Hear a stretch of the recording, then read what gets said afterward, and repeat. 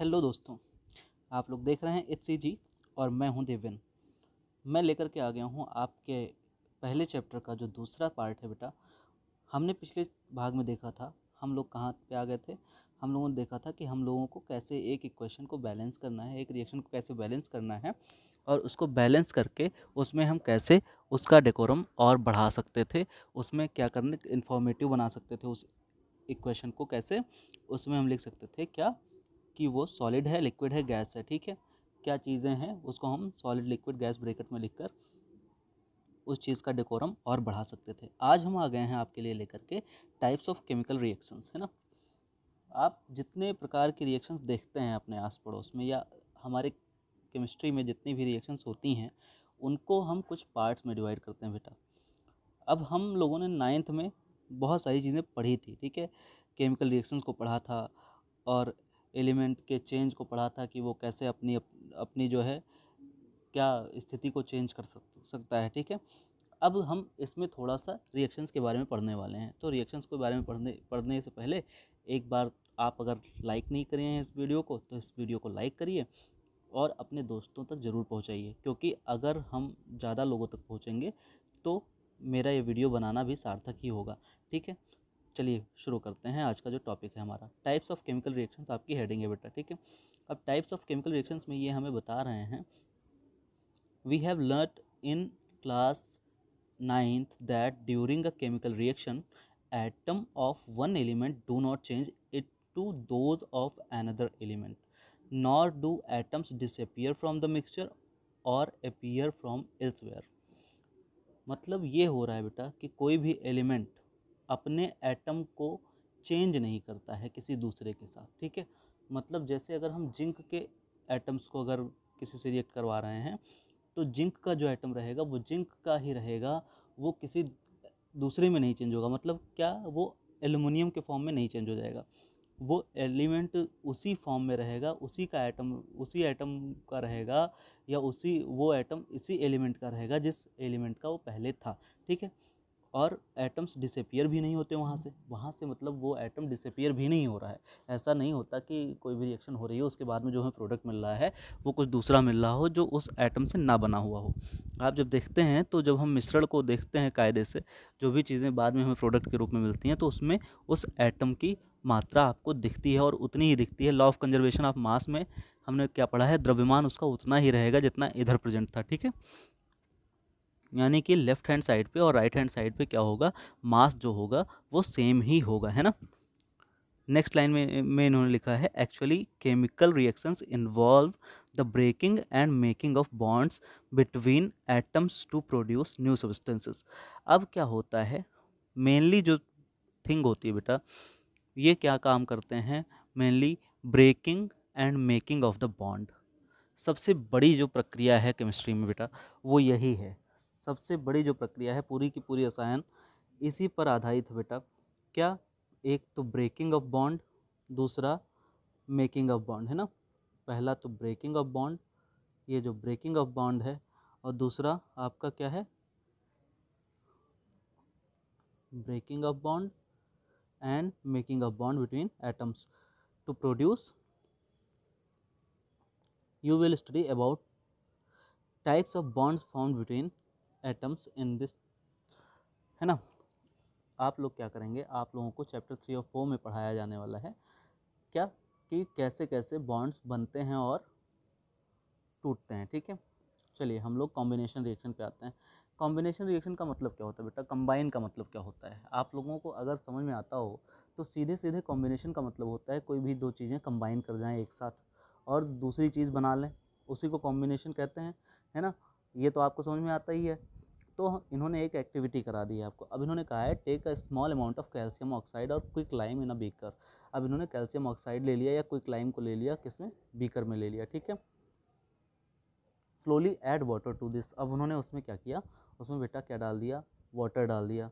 अब उसके बाद उन्होंने ये कह रहे हैं touch the beaker as shown in figure. ऐसे जैसे बीकर को टच कर रहे हैं बेटा, जैसे ये बीकर को टच कर रहे हैं वैसे कह रहे हैं कि आप भी टच करिए। जैसे इन्होंने ऐसे टच किया है, यहाँ पे ये अपनी पाम लेकर के आए हैं हथेली और उंगलियों से क्या कर रहे हैं, टच कर रहे हैं बीकर को इस पोजीशन पे।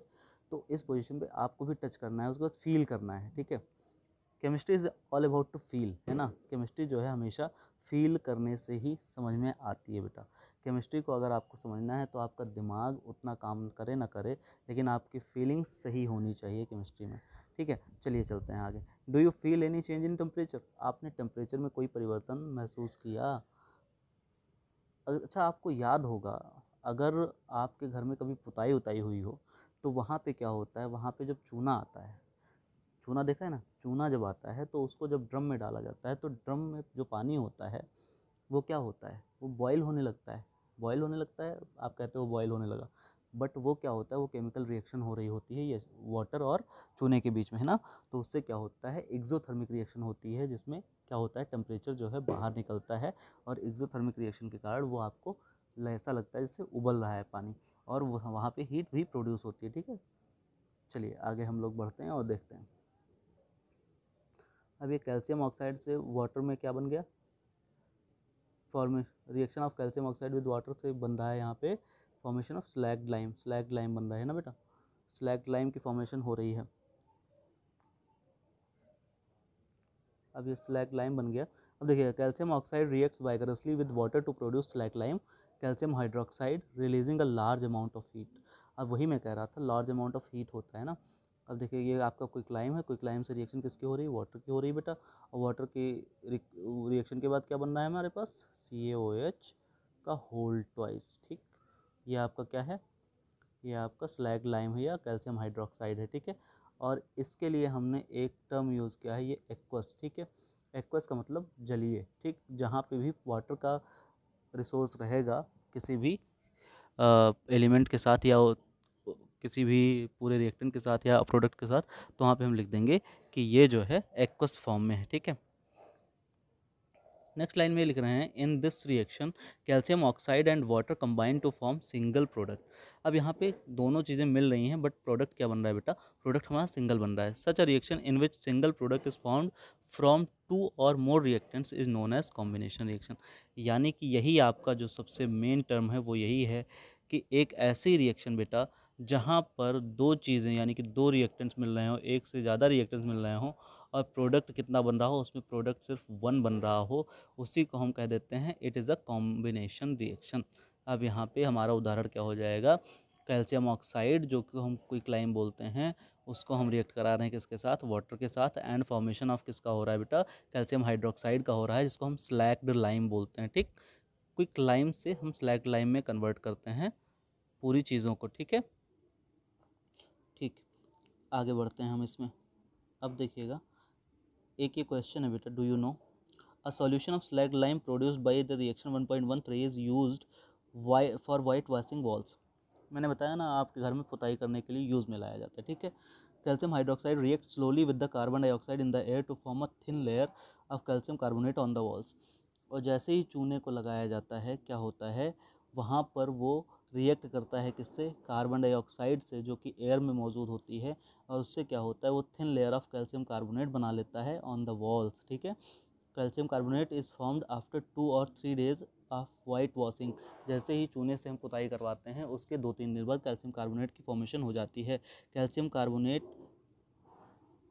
कार्बोनेट इज़ फॉर्म्ड आफ्टर 2 और 3 days of white washing and gives a shiny finish to the walls. यानी कि हमारे घर में जो चमक आती है वो कैल्शियम कार्बोनेट के बन जाने से ही होती है ना बेटा। It is an interesting to note that the chemical formula of marble is also calcium carbonate, है ना। कैल्शियम कार्बोनेट का ही जो फार्मूला है वो मार्बल के लिए भी होता है, तो ये आपको याद रखना ज़रूरी होता रहता है, ठीक है। कैल्शियम कार्बोनेट को अगर हम यूज़ करेंगे तो हम कह देंगे कि ये मार्बल का भी फॉर्मूला है। तो ये बनता कैसे बेटा, कैल्शियम हाइड्रोक्साइड आप लेते हैं और प्लस CO2 से, तो क्या बन जाता है, कैल्शियम कार्बोनेट बन जाता है, प्लस वाटर जो है वापस निकल जाता है गैस के फॉर्म में, है ना, उड़ जाता होगा वाटर। चूँकि आप जब पुताई करते हैं तो आप कहते हैं पेंट सूख जाए, पेंट सूख जाए, है ना। पेंट जो सूखता है, जो चूना जब सूख जाता है, तो वहाँ से क्या होता होगा, वाटर लॉस हो जाता होगा, वाटर का लॉस होता होगा, तो वाटर का लॉस हो जाता है, और बन क्या जाता है, वहाँ पे जो शाइनी सरफेस मिलती है आपको, वो किसकी मिलती है बेटा, वो मिल जाती है आपको कैल्शियम कार्बोनेट की, ठीक है। तो मार्बल का भी फॉर्मूला क्या है, कैल्शियम कार्बोनेट का ही फॉर्मूला जो है वो मार्बल का भी फॉर्मूला है, ठीक है। आते हैं नेक्स्ट लाइन में, देखिएगा, let us discuss some more examples of combination reaction. अब कॉम्बिनेशन रिएक्शन के कुछ मोर एग्जाम्पल्स इन्होंने दे दिए हैं, जैसे बर्निंग ऑफ कोल, कार्बन और ऑक्सीजन को इन्होंने साथ में जला दिया, कार्बन को जला दिया किसके प्रेजेंस में, ऑक्सीजन के प्रेजेंस में। जैसे आप मैग्नीशियम को जला रहे थे किसके प्रेजेंस में, किसके प्रेजेंस में, O2 के प्रेजेंस में, क्या बन रहा था, MgO बन रहा था, ठीक, MgO बन रहा था ना। तो वही रिएक्शन यहाँ भी हो रही है, ठीक। चलिए आगे इन्होंने एक रिएक्शन और दे दी है, formation of water from H2 and O2। अब H2O2 से इन्होंने 2H2O बना लिया। बैलेंस करना सीखिएगा। यहाँ पे इन्होंने 2 मॉलिक्यूल ऑफ हाइड्रोजन लिया है, तो वो कैसे हो रहा है, H2 डाइमर के फॉर्म में प्रेजेंट रहता है ये, ठीक है। अब डाइमर के फॉर्म में रहता है तो 2H2 इन्होंने ले लिया और O2 ले लिया। अब इसमें इससे क्या हो रहा है, इससे ये बना क्या रहे हैं, 2H2O लिक्विड बना रहे हैं, ठीक है।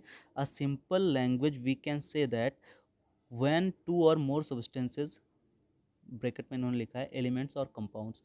अब एलिमेंट्स और कंपाउंड्स में डिफरेंस आपको बताने की आवश्यकता तो है नहीं, आप 9th में पढ़ के आए हैं, ठीक है। और नहीं पढ़ के आए हैं तो वहाँ के NCERT में पढ़ाऊँगा, वहाँ से पढ़ लीजिएगा, ठीक है। एलिमेंट्स और compounds combine to form a single product, the reactions are called combination reaction. जैसे ही दो चीज़ें आपस में मिल जाएँ और एक सिंगल प्रोडक्ट को जन्म दे दें बेटा, तो वो क्या कहलाता है, that will be known as combination reaction. Combination reaction में क्या होगा, दो चीज़ें मिलकर के एक प्रोडक्ट देंगी, ठीक है। In activity 1.4 we also observe that a large amount of heat is evolved. This makes the reaction mixture warm. Reactions in which heat is released along with the formation of products are called exothermic reactions, ठीक है। अब जिसमें heat evolve हो रही है बेटा, heat evolve हो, ऐसी रिएक्शंस जिसमें हीट क्या हो, इवॉल्व हो, यानी कि हीट निकले, तो उसको हम एक्सोथर्मिक केमिकल रिएक्शन बोलेंगे।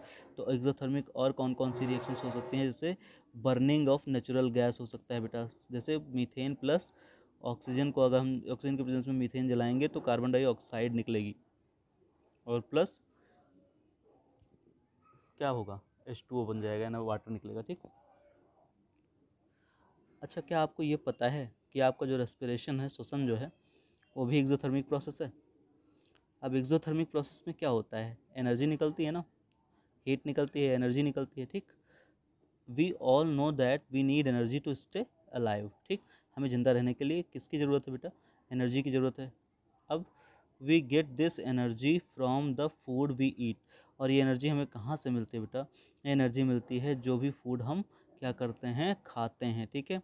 During digestion food is broken down into simpler substances. Food क्या होता है बेटा, किसमें, सिंपलर सब्सटेंसेज में तोड़ा जाता है। For example rice, potatoes and bread contain carbohydrates. जैसे राइस और पोटैटो और ब्रेड में क्या पाया जाता है, कार्बोहाइड्रेट।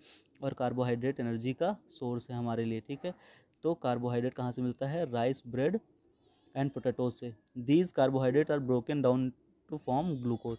और इन्हीं कार्बोहाइड्रेट को हम किस में तोड़ देते हैं बेटा, कार्बोहाइड्रेट्स को हम तोड़ देते हैं ग्लूकोज पाने के लिए, है ना। This glucose combine with oxygen in the cells of our body and provides energy. और यही ग्लूकोज हमारी सेल्स के कंबाइन करता है और क्या फॉर्म कर देता है, एनर्जी दे देता है। और the special name of this reaction is respiration. अब हम इसी को श्वसन बोल देते हैं। श्वसन, श्वसन का मतलब जानते हैं, श्वास प्रश्वास की जो परिकल्पना होती है, जो प्रक्रिया होती है, उसी को हम श्वसन बोलते हैं। यानी कि हम श्वास को बाहर लेना और सांस को भीतर खींचना ही श्वसन की प्रक्रिया है। The process of which you can study in chapter 6। अब हम बायोलॉजी जब पढ़ेंगे चैप्टर 6 में, तो वहाँ भी ये चीज़ें हम पढ़ेंगे, ठीक है। अब इसकी जो मेन रिएक्शन है बेटा, वो कैसी होगी, वो रिएक्शन इसमें है C6H12O6 + 6O2। अब यहाँ पे ग्लूकोज का फॉर्मूला आपको याद रखना है और ऑक्सीजन का फॉर्मूला याद रखना है। ऑक्सीजन तो आपको पता ही, फिर ये 6O2 + 6H2O और एनर्जी निकलती है, ठीक है। तो ये पूरी की पूरी प्रक्रिया वैसे ही लग रही है ना, जैसे यहाँ पे मीथेन का दहन लग रहा है, यहाँ भी CO2 और H2O निकल रहा है और एनर्जी निकल रही है, ठीक है। तो वही काम यहाँ भी हो रहा है बेटा, ठीक है, सेम काम। तो the decomposition of vegetable matter into compost is also an example of exothermic reaction. अब मान लो वेजिटेबल मैटर जो होता है, जैसे हमने छिलके वगैरह क्या हुआ इकट्ठा किया, उसके बाद कंपोस्ट में उसको परिवर्तित करने की जो प्रक्रिया है, वो भी कौन सी रिएक्शन है, वो भी एक्सोथर्मिक रिएक्शन ही है, ठीक है। इतना भी आपको ध्यान रखना है। तो आपका रेस्पायरेशन हो गया, किसी गैस का जलना हो गया, ठीक है, और बाकी सारी चीज़ें जिसमें क्या होता है, एनर्जी का इवोल्यूशन होता है, वो सारी रिएक्शंस कौन सी हो जाती हैं, वो हो जाती हैं एक्सोथर्मिक रिएक्शन बेटा, ठीक है। अब देखिएगा ये क्या कह रहे हैं, the decomposition of vegetable matter into compost is also an example of what exothermic reaction. ठीक, अब identify the types of reaction taking place in activity 1.1 where heat is given out along with the formation of single product. अब ये कह रहे हैं ऐसे ही आप कौन सी जो प्रक्रिया हुई थी जो आप 1.1 की बात कर रहे हैं, अभी हम उस पर डिस्कस करेंगे। ठीक है, 1.1 में क्या हो रहा है, 1.1 कहाँ है भाई, एग्जाम्पल 1.1, चलो 1.1 पे चलते हैं। ये है मैग्नीशियम ऑक्सीजन और मैग्नीशियम ऑक्साइड। अब यहाँ पे हीट तो हम दे रहे हैं, तो इसमें क्या होगा बेटा, इसमें अगर हीट हम दे रहे हैं, हीट ले नहीं रहे हैं, यहाँ से हीट निकल नहीं रही, यहाँ पे हीट दे रहे हैं, तो ये एंडोथर्मिक हो गया, यानी कि हम क्या कर रहे होंगे, वहाँ पे हीट को हम दे रहे होंगे तब जा करके वो रिएक्शन हो रही होगी। ठीक, वो एंडोथर्मिक रिएक्शन होगी। दूसरी रिएक्शन जो हमें पढ़नी है बेटा, दूसरी रिएक्शन जो हमें पढ़नी है वो है डिकम्पोजिशन रिएक्शन। डिकम्पोजिशन रिएक्शन का मतलब क्या होता है बेटा, किसी चीज़ को दो भागों में या उससे अधिक भागों में तोड़ देना, डिकम्पोज कर देना। डिकम्पोज करने की प्रक्रिया को हम कहते हैं डिकम्पोजिशन रिएक्शन। अब यहाँ पे एक लड़की बनी हुई है बेटा, देखिएगा सुंदर सी लड़की बनी हुई है, और ये क्या काम कर रही है, इसने एक टेस्ट ट्यूब ले रखा है, बॉइलिंग ट्यूब ले रखा है, जिसमें इसने फेरस सल्फेट के क्रिस्टल्स ले रखे हैं। ठीक है, अब फेरस सल्फेट के क्रिस्टल्स ले रखे हैं इन्होंने, और बर्नर पे उसको ला करके लगा रही है। अब इसने देखिए बिल्कुल इस टेस्ट ट्यूब को टेढ़ा कर रखा है ताकि डायरेक्टली इसकी इफर्वेसेंस जो निकल रही हैं ये इसके चेहरे पर ना जाए। हम भी ऐसे ही सारे प्रक्रियाएं करते हैं केमिस्ट्री लैब में। हम कभी भी टेस्ट ट्यूब को झुक के नहीं झांकते हैं, जैसे अमोनिया हमें सूंघनी नहीं चाहिए, वैसे ही हमें टेस्ट ट्यूब को भी झुक के नहीं झांकना चाहिए। ठीक है, तो इसने बिल्कुल प्रक्रिया के रूप में, जैसे हम प्रक्रियाएं करते हैं, जैसे हम रिएक्शंस करते हैं, वैसे इसने पकड़ा हुआ है। अब वैफिंग गैस जेंटली टुवर्ड्स नोज। अब ये उसके बाद क्या कर रही है, अपने हाथों की सहायता से धीरे धीरे उस गैस को जो भी निकल रही होगी वहाँ पे, तो उसको अपनी ओर खींचती है। ठीक है, हाथ से। अब उससे वो महक का पता लगाती है या गंध का पता लगाती है कि वहाँ पर क्या हो रहा है, कौन सी गैस निकल रही है। अब इसमें ये देखिएगा, take about 2 gram ferrous sulphate crystals in a dry boiling tube. अब ड्राई बॉइलिंग ट्यूब में क्या लेना है हमें, मेनली ले लेना है हमें फेरस सल्फेट का क्रिस्टल ले लेना है। ठीक है, note the colour of the ferrous sulphate crystals. अब फेरस सल्फेट के जो क्रिस्टल्स हैं उनका कलर आप नोट कर लीजिए पहले। ठीक है, सबसे पहले आपको उसका फेरस सल्फेट का कलर पहले नोट कर देना है। ठीक है, अब देखिए, heat the boiling tube over the flame of a burner और spirit lamp as shown in figure. अब फिगर में जैसा दिख रहा है वैसा ही आप क्या करेंगे, उसको हीट करेंगे। Observe the colour of the crystals after heating. अब जो कलर्स क्रिस्टल के बन रहे हैं वो आप देखिएगा। Have you notice that green colour of the ferrous sulphate crystals has change. अब फेरस सल्फेट ग्रीन कलर का जो हुआ करता था बेटा, उसका कलर चेंज हो जाएगा।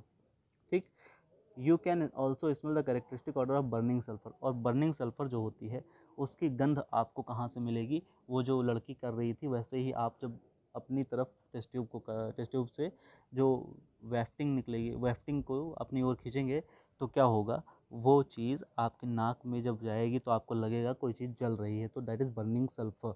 ठीक है, बर्निंग सल्फर है। अब उसको अगर हम रिएक्शन के फॉर्म में लिखना चाहें बेटा, तो हम ऐसे लिख सकते हैं। ठीक है, ये 2FeSO4 है बेटा, 2FeSO4 है। अब 2FeSO4 को क्या है, इन्होंने हीट प्रदान की, तो ये बना क्या, फेरिक ऑक्साइड में कन्वर्ट हुआ, देन सल्फर डाइऑक्साइड गैस निकली और सल्फाइट गैस निकली, सल्फाइट गैस। ठीक है, और ये सल्फाइट गैस जो होती है बहुत ज़्यादा रोटन एग लाइक स्मेल होती है इसकी। रोटन एग मतलब सड़े हुए अंडे जैसी। ठीक है, in this reaction you can observe a single reactant breaks down to give simpler products. और हमने डिकम्पोजिशन रिएक्शन के जब मैं पढ़ रहा था डिकम्पोजिशन रिएक्शन, मैंने क्या बताया था, वो एक ही चीज़ कितने में टूट जाती है, 2 या 3 प्रोडक्ट्स में टूट जाएगी। ठीक है, तो हमने रिएक्टेंट कितना लिया, एक, और वो टूट किस में रहा है, 3-4 चीज़ों में। ठीक है, in this reaction you can observe that single reactant breaks down to give simpler products, यानी कि यहाँ पे सिंगल प्रोडक्ट क्या, ओ सिंगल रिएक्टेंट क्या कर रहा है, कई सारे प्रोडक्ट दे रहा है। ठीक है, this is a decomposition reaction. और ये क्या हो जाएगी, ये कौन सी रिएक्शन हो जाएगी बेटा, ये डिकम्पोजिशन रिएक्शन हो जाएगी। ठीक है, ferrous sulphate crystals FeSO4.7H2O loose water when heated and the colour of the crystal changes. जैसे ही ये 7H2O हटता है, यानी कि वाटर का लॉस होता है बेटा, वैसे ही क्या होता है, डिकम्पोजिशन रिएक्शन में ये चीज़ हीट होते ही अपना कलर छोड़ देती है, यानी कि अपने कलर को चेंज कर देती है। It then decomposes to ferric oxide, sulphur dioxide, sulphur trioxide, ठीक है, सल्फर ट्राइऑक्साइड में हो जाती है और Fe2O3 में चेंज हो जाती है। Ferric oxide is a solid while SO2 and SO3 are gases. और यानी कि ये जो आपका सल्फर डाइऑक्साइड है वो कैसा है, गैसियस फॉर्म में है, सल्फर ट्राइऑक्साइड जो है वो भी गैसियस फॉर्म में, और फेरिक ऑक्साइड जो होता है वो सॉलिड फॉर्म में होता है, ठीक है। चलिए आगे बढ़ते हैं। Decomposition of calcium carbonate, decomposition of calcium carbonate to calcium oxide and carbon dioxide on heating is an important decomposition reaction, ठीक है, यूज्ड इन वेरियस इंडस्ट्रीज। अब ये सारी रिएक्शंस हैं, ये सब बहुत सारी इंडस्ट्रीज में प्रयोग में लाई जाती हैं, ठीक है। तो कैल्शियम कार्बोनेट और कैल्शियम ऑक्साइड का डिकम्पोजिशन जो है और कार्बन डाइऑक्साइड का जो डिकम्पोजिशन है on heating in an important decomposition reaction, ठीक है, ये बहुत अच्छा डिकम्पोजिशन रिएक्शन है, इम्पॉर्टेंट भी है। और ये क्या होता है, इसको हम कहाँ यूज़ करते हैं, calcium oxide is called lime और क्विकलाइम। कैल्शियम ऑक्साइड को हम CaO को क्या कहते हैं, क्विकलाइम कहते हैं। इट हैज़ मैनी यूजेस, और इसका यूज़ कहाँ कहाँ है, one of the manufacture of cement, और सीमेंट के मैन्युफैक्चर में हम क्या करते हैं, इसको प्रयोग में लाते हैं, ठीक है। When a decomposition reaction is carried out by heating it is also called thermal decomposition. और अगर कोई भी डिकम्पोजिशन ऐसा है जो हीट के द्वारा लाया जा रहा है किसमें, प्रोसेस में, तो उसको हम क्या बोल सकते हैं बेटा, थर्मल डिकम्पोजिशन बोल सकते हैं, ठीक है। थर्मल डिकम्पोजिशन टर्म ले सकते हैं। तो ये लाइम स्टोन है CaCO3 जिसको हम बोलते हैं कैल्शियम कार्बोनेट, कैल्शियम कार्बोनेट को ही मार्बल बोलते हैं, याद रखिएगा, ठीक। और ये क्या फॉर्म करता है, क्विकलाइम एंड CO2, ठीक। अभी तक क्या हो रहा था, कैल्शियम हाइड्रोक्साइड और CO2 मिलकर क्या बना रहे थे, CaCO3। बट CaCO3 जब हीट मिल जाती है इसको, टूटता किस में है, कैल्शियम ऑक्साइड यानी कि क्विकलाइम में और कार्बन डाइऑक्साइड में, ठीक है बेटा। Another example of thermal decomposition is given in activity this, ठीक है। एक्टिविटी 1.6 में क्या कह रहे हैं, ये भी क्या है, थर्मल डिकम्पोजिशन ही है बेटा, ठीक है। देखते हैं इसमें, चलो क्या है। इन्होंने एक बर्नर में टेस्ट ट्यूब होल्डर में एक टेस्ट ट्यूब पकड़ रखी है जिसको लेड नाइट्रेट रख रखा है इन्होंने, ठीक है, जिसमें, और बर्नर से इसको हीट कर रहे हैं। अब लेड नाइट्रेट भी क्या होगा, डिकम्पोज होगा, है ना बेटा। देखिएगा, take 2 gram of lead nitrate powder in a boiling tube, hold the boiling tube with a pair of tongs and heat it over a flame. अब इसको भी हमने क्या करना है, हीट ही करना है, ठीक है। व्हाट डू यू ऑब्जर्व, आपको क्या दिखाई पड़ रहा है, नोट डाउन द चेंज, आपको चेंजेस देखने हैं। You will observe the emission of brown fumes. अब यहाँ पे ब्राउन गैसेज निकलती हैं, ठीक है, ब्राउन टाइप की गैस निकलती है, और these fumes are nitrogen dioxide, ये NO2 गैस है, ठीक है। The reaction takes place is, अब देखिए PbNO3 होता है, ठीक है, PbNO3 का होल ट्वाइस है। अब ये सॉलिड फॉर्म में था बेटा, ठीक, अब ये सॉलिड फॉर्म में था, सॉलिड फॉर्म से क्या हुआ, ये कन्वर्ट हो गया PbO यानी लेड ऑक्साइड में, और 4NO2 जो गैस निकल रही है ब्राउन, ठीक है, और O2, ठीक, ऑक्सीजन निकल रहा है साथ में। तो ये हीट के प्रेजेंस में क्या हुआ, ये चेंज हो गए किस में, इस वाले प्रोडक्ट में, ठीक है। तो मेनली आपको ये रिएक्शन याद रखनी है, लेड नाइट्रेट था, lead nitrate will converted into nitrogen oxide, जो हुई नाइट्रोजन डाइऑक्साइड हुई, जो उसको हमने क्या देखा, वो ब्राउन कलर में, मतलब ब्राउन कलर में टेस्ट ट्यूब से बाहर निकल रही है, ठीक। Let us perform some more decomposition reaction as given in activities. अब हम कुछ और एक्टिविटीज़ देख लेते हैं। टेक अ प्लास्टिक मग, हम क्या करते हैं, एक प्लास्टिक मग को ले लेते हैं, drill 2 holes at the base of the end it's base and fit rubber. अब हमने क्या किया, इसके ड्रिल कर लिया इसको, और उसके बाद उसमें हमने क्या किया, रबर फिट कर दिया, ठीक है, रबर स्टॉपर फिट कर दिया वहाँ पे। Insert carbon electrodes in the rubber stoppers, उसके बाद हमने कार्बन स्टॉपर्स लगा दिए। Connect these electrodes to 6 volt battery, और उसके बाद इस इलेक्ट्रोड को क्या किया, 6 वोल्ट बैटरी के साथ कनेक्ट कर दिया। Fill the mug with water, और उसके बाद हमने वाटर को इसमें क्या कर दिया, वाटर को डाल दिया, ठीक है, मग में ही। अब हमने यहाँ पे क्या बना लिया, यहाँ पे बैटरी से हमने क्या बना लिया, इलेक्ट्रोड्स बना लिए। अब इलेक्ट्रोड्स जो हैं प्लस माइनस टर्मिनल हो जाएंगे, ठीक है। और यहाँ पे हमने एक तरफ ग्रेफाइट रॉड डाल दी है, और एक तरफ हमने क्या डाला है, एक तरफ कौन सी रॉड डाल दी है, अच्छा हाँ, ग्रेफाइट रॉड ही हमने दोनों तरफ डाल दी, ठीक है। अब हमारे पास ऊपर टेस्ट ट्यूब है, इधर भी टेस्ट ट्यूब है, एक तरफ माइनस चार्ज है, एक तरफ प्लस चार्ज है, ठीक है। अब हम क्या करेंगे, मान लो fill the mug with water such as the electrodes are immersed, और ऐसे हमें भरना है जैसे इलेक्ट्रोड्स जो हों वो डूब जाएं हमारे, ठीक है। Add a few drops of dilute sulphuric acid to the water, अब यहीं पे H2SO4 डाल देना है, थोड़ा सा हमें डाइल्यूट, ठीक है। Take 2 test tube filled with water and invert them the 2 carbon electrodes. अब 2 टेस्ट ट्यूब को हमने लेना है और क्या करना है, कार्बन इलेक्ट्रोड्स के ऊपर हमें उसको इन्वर्ट कर देना है, उल्टा कर देना है, ठीक है। Switch the current and leave the apparatus undisturb for some time. अब यहाँ से जो बैटरी बनी हुई है बेटा, ये बैटरी से हमें क्या करना है, ये बैटरी से जो एक स्विच है इसको हमें ऑन कर देना है, यानी कि, और उसके बाद हमें इसको लीव कर देना है, छोड़ देना है कुछ देर के लिए। अब क्या होगा, you will observe the formation of bubbles at both of the electrodes, यानी कि दोनों साइड में हमें क्या मिलेगा, वहाँ पे बबल्स बनने लगेंगे, ठीक है बेटा। These bubbles displace water in the test tube, और ये क्या काम करते हैं, ये वाटर को डिस्प्लेस करते हैं। Is the volume of the gas collected at the same in the test tube. अब ये कह रहे हैं बबल्स जहाँ से बने, तो हर एक टेस्ट ट्यूब में क्या सेम अमाउंट ऑफ गैस दिख रही है आपको, किसी में कम होगी, किसी में ज़्यादा होगी। एक तरफ इसमें हाइड्रोजन बन रही है बेटा, एक तरफ ऑक्सीजन बन रही है, तो हाइड्रोजन एक तरफ है, जिस तरफ हाइड्रोजन है वो ज़्यादा स्पेस ले रहा है और ऑक्सीजन वाली गैसेस जो है वो कम स्पेस ले रही है, देखिएगा इधर, ठीक। Once the test tube are filled with the respective glasses remove them carefully, जैसे ही टेस्ट ट्यूब जो है फिल हो जाएँ रेस्पेक्टिव ग्लास से, गैसेस से, remove the carefully the test these gases one by bringing a burning candle close to the mouth of the test tube. अब हमें दोनों को क्या करना है, टेस्ट करना है। एक पॉप साउंड देगी आपको, पॉप साउंड कौन देगा, हाइड्रोजन, ठीक है। These test of caution this step must be perform carefully by the teacher. अभी ये स्टेप करना किसको है, टीचर को करना है बेटा, आपको नहीं करना है, ठीक है। ये बस खाली आपको पका रहे हैं कि इतनी सारी चीज़ें करो, ठीक है। What happens in each case, कौन सी गैस किस में प्रेजेंट है, तो जिस टेस्ट ट्यूब में क्या होगा बेटा, पॉप साउंड आएगा, पॉप साउंड वो हाइड्रोजन गैस की होगी, और जिसमें कोई साउंड नहीं आएगा वो ऑक्सीजन गैस होगी, ठीक है, जो फ्लेम को तेज कर देगी, ठीक।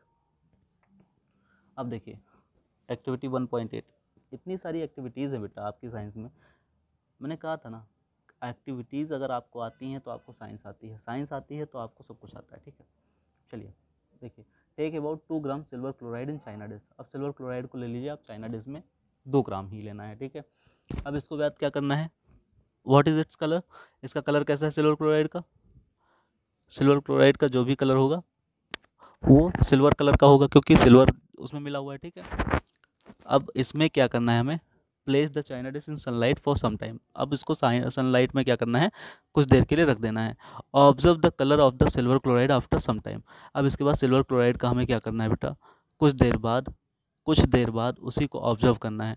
तो चाइना डिश में जो सिल्वर क्लोराइड रखा हुआ था सनलाइट में, जहाँ से खिड़की से क्या आ रही थी, सनलाइट आ रही थी, ये देखिएगा, you will see that while silver chloride turns grey in sunlight. जो वाइट सिल्वर क्लोराइड था, ठीक है, वो कैसा हो गया बेटा, ग्रे हो गया। This is due to decomposition of silver chloride into silver and chlorine by light. अब उसी के साथ क्या हुआ, ये डिकम्पोज हो गया सनलाइट के प्रेजेंस में बेटा।